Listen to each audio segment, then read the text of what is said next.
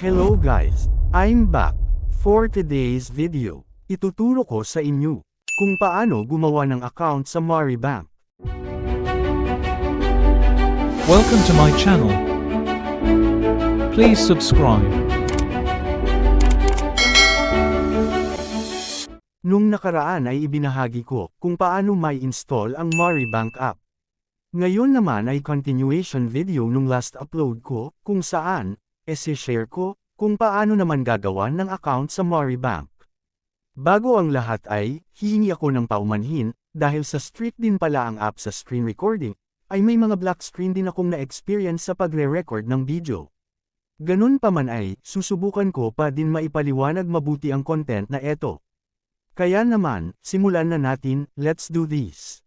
Una, ay mag-download or mag-install ng Maribank app. Kung meron ka na, at umabot ka na sa Let's Get Start screen, click mo ang Get Started.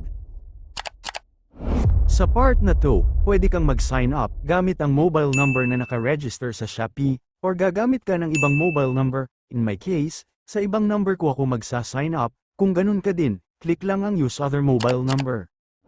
Ngayon naman ay, type ang mobile number na gusto mong i-register sa Maribank. Then, enter mo din ang referral code, optional naman yan.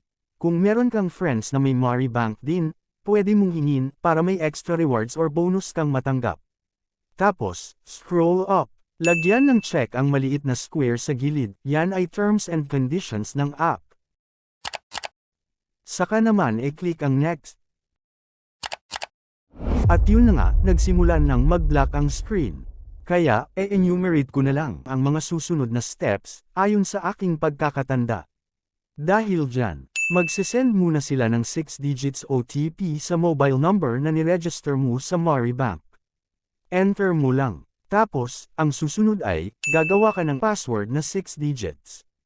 Basta sundin mo lang lahat ng gabay sa paggawa, para sa ligtas na password. Susunod niyan, mag-a-activate na ng biometrics mo.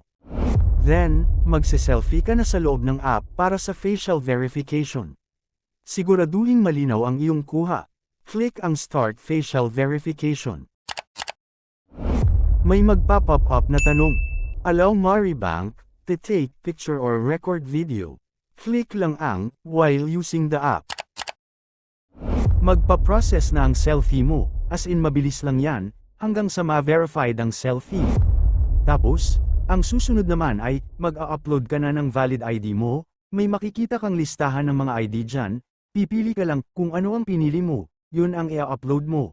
Kapag nakapili ka na, click mo na ang next. Tapos, mag-start ka ng mag-picture ng ID mo, sundin lang ang mga gabay sa pagkuha ng photo, dapat malinaw. Tapos, click Take a Photo. Pag na-captured na ang ID, pwede mo nang i-click ang Confirm.